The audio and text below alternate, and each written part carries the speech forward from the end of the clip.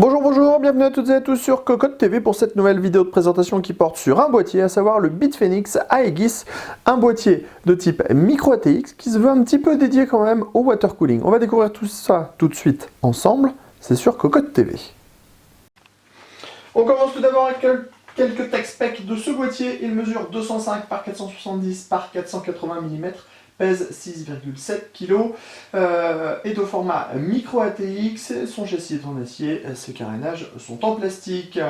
Quelques autres caractéristiques techniques importantes: 170 mm max de hauteur pour le ventirail de CPU, 380 mm max pour la carte graphique, 220 mm maximum pour l'alimentation. Allez, on commence à faire le tour de ce Aegis en Core Edition. Ça veut dire qu'on a le droit, derrière cette petite face avant brillante, noir laqué, on a le droit à un écran LCD de 320 par 240 mm qui vous... Pardon, 320 par 240 pixels qui vous permettra donc d'afficher le logo que vous voulez derrière la face avant. On voit sur le côté, on a des grilles d'aération qui permettront aux ventilateurs qui seront placés à l'arrière d'aspirer de l'air frais.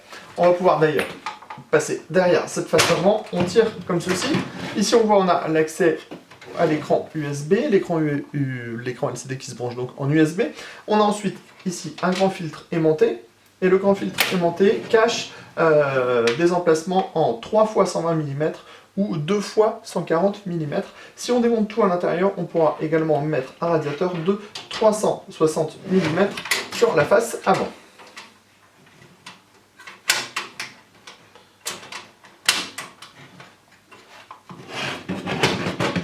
Hop, vous voyez, ça se remet tout assez facilement en place. On passe sur le côté maintenant. Sur le côté, on trouve une belle fenêtre qui est très grande, qui donnera un large accès à vos composants. On pourra donc voir assez facilement ce qui se passe à l'intérieur du PC.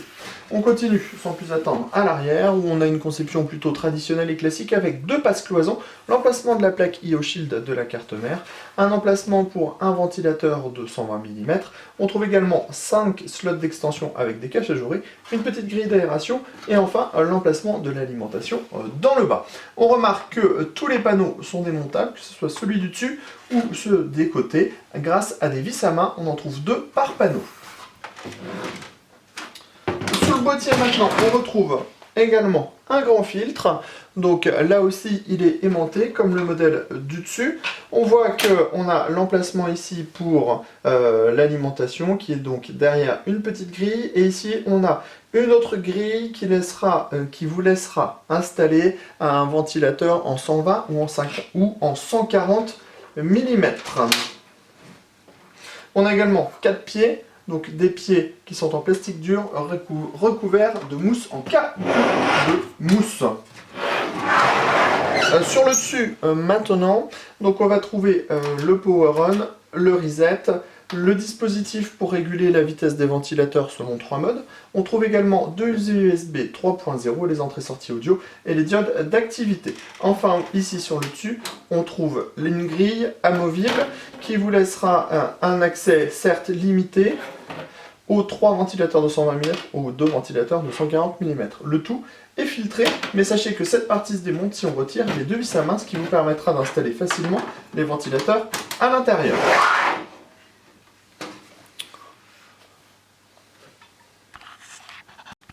Pour pénétrer à l'intérieur du boîtier, on l'a dit, on retire 2 vis à main sur chacun des panneaux et on ouvre le tout, rien de très compliqué. À l'intérieur du boîtier en lui-même, on découvre donc un châssis intéressant qui propose un large accès backplate et des passages un petit peu partout pour les câbles. Sachez qu'on est sur du format micro ATX. On a une belle hauteur sous plafond, 170 mm, ce qui permettra de mettre des gros radiateurs. Alors ici, on trouve 2 baies 2,5 pouces pour des SSD. Sachez qu'on peut retirer cette cage, tout comme la cage en dessous, qui est une 3,5 pouces pour 2 disques durs. Le tout est amovible assez facilement. La cage du bas se retire également, et également le cache à destination de l'alimentation. En fait, c'est un des points forts de ce boîtier, c'est qu'il est entièrement modulable. Il propose même, par exemple, des options qui sont livrées, donc ce ne sont pas des options, comme cette platine pour les supports de water cooling, avec une platine qui est moussée, ce qui permettra de limiter les vibrations. Alors, on l'a dit, on a deux 2,5 pouces ici, deux 3,5 pouces ici, deux 3,5 pouces ici. On a différents emplacements. Ici, le cache à destination de l'alimentation. Les plots au niveau de la carte mère sont déjà installés de base. Et on va passer de l'autre côté pour vous montrer le châssis à l'arrière.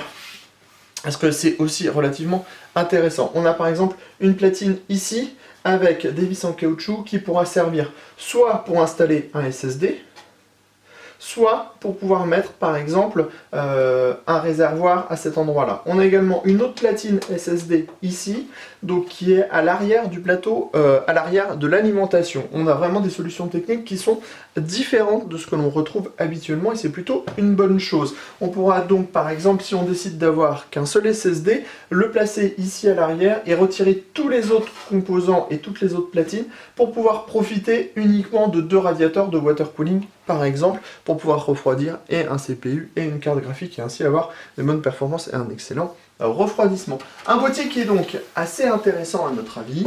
On vous donnera plus de détails sur ce dernier quand on passera au test complet de celui-ci sur cocotland.com. Sur ce, on vous donne rendez-vous très prochainement sur notre site et sur notre canal YouTube pour de nouvelles vidéos.